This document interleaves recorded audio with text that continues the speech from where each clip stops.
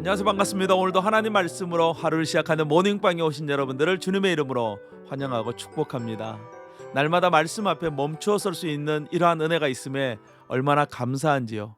오늘도 하나님 말씀 앞에서 겸손하게 또 진지하게 우리의 귀를 기울이고 우리에게 말씀하시는 그 하나님의 뜻을 따라서 살아가는 우리 모두가 될 수 있기를 주님의 이름으로 간절히 축복합니다.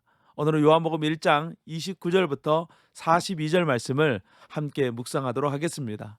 요한복음의 1차 독자는 유대인들이었습니다.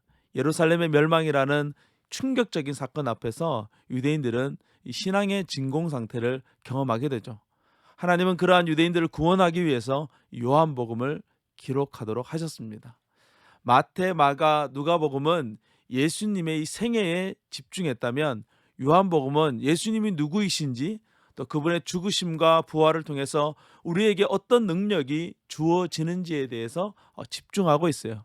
그래서 마태, 마가, 누가복음은 그리스도의 몸이라면 요한복음은 그리스도의 영혼이다라고 말하기도 합니다. 오늘 본문에서도 이 유대인들에게 익숙한 이야기로 예수님을 소개하고 있어요. 29절 말씀입니다. 이튿날 요한이 예수께서 자기에게 나아오심을 보고 이르되 보라 세상 죄를 지고 가는 하나님의 어린 양이로다. 이 어린 양이라는 개념은 유대인들에게 있어서 친숙한 것이었어요. 그들은 늘 제사를 지낼 때마다 제물을 가지고 와서 하나님 앞에 드렸습니다. 특별히 유월절이 되면 이 어린 양의 고기를 잡아서 먹는 것이 그들의 관습이었어요. 그런데 요한은 예수님은 하나님의 어린 양이다라고 소개하고 있어요. 하나님께서 제사를 지내시기 위해서 준비한 어린 양이 바로 예수님이라는 것이죠. 하나님이 드리는 제사, 그것은 무슨 제사일까요? 바로 이 세상 죄, 너희 죄, 우리 죄를 위해서 드리는 제사라는 거예요. 예수님은 우리의 죄의 문제를 해결하기 위해서 바쳐질 하나님의 어린 양으로 이 땅에 오신 것입니다. 헬라어로 보면 이 정관사가 붙어 있어요. 그 어린 양이에요. 오직 하나밖에 없는 어린 양으로서 예수님이라 오셨다는 거예요. 예수님 말고는 우리의 죄를 해결할 수 있는 분이 없다는 것이죠. 그래서 예수님은 하나님의 그 어린 양으로 이 땅에 오신 것입니다.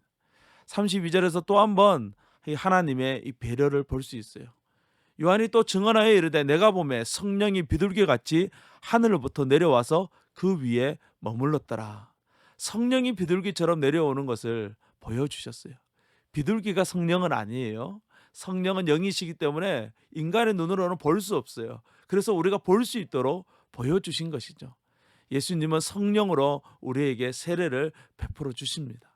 성령은 우리의 믿음을 더욱 강하게 하는 거예요. 우리가 세례받은 그 믿음을 헛되지 않게 하는 것이 성령이에요. 하나님의 능력으로 우리에게 임하는 것이 성령의 역할인 것입니다. 우리는 사도행전을 통해서 그 성령의 능력이 우리에게 어떻게 일어나고 또 그 성령의 능력으로 말미암아 우리가 어떤 변화를 겪게 되는지를 보게 될 것입니다. 35절부터는 예수님을 따르는 이 제자들에 관한 이야기가 시작되고 있어요. 예수님의 공적인 사역은 이 무명의 제자들, 세상적으로 보면 아무런 자랑할 것이 없는 그런 사람들로부터 시작하셨어요. 하지만 이들은 앞에 말한 유대인 지도자들이나 다른 사람들과는 다르게 예수님을 진심으로 따르기를 원했습니다.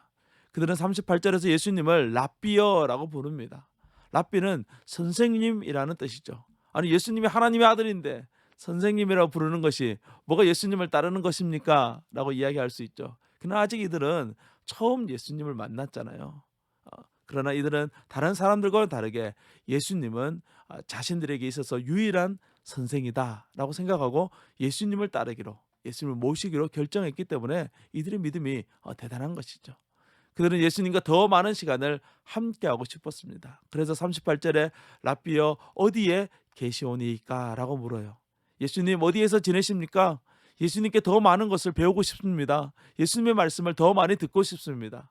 그래서 그들은 밤 늦은 시간까지 예수님의 말씀에 귀를 기울였다고 성경 기록하고 있어요. 사랑하는 여러분, 우리에게 이러한 마음이 있기를 간절히 소망합니다. 예수님의 말씀을 더 듣고 싶은데 시간이 모자라는 은혜가 있기를 소망합니다.